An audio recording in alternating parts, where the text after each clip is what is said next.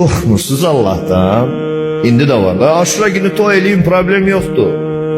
Ged elə, neyəcəksən İmam Hüseyin Həsən?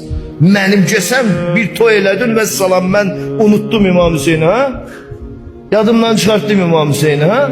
Ay yazıq, qorxmursan Allah'ın qəzəbinə düş gələrsən. Yüzlərlə də gələnlər olur. Qorxmursan bundan, özün bilərsən. Sən Hüseyin ibn Əliyə heç bir ziyan vura bilməzsin. O Allah'ın höccətidir. İmam sonunda bir söz dedi. Həkemallahu beynəna və beynəhum. Allah bizimlə onlar arasında hükm etsin.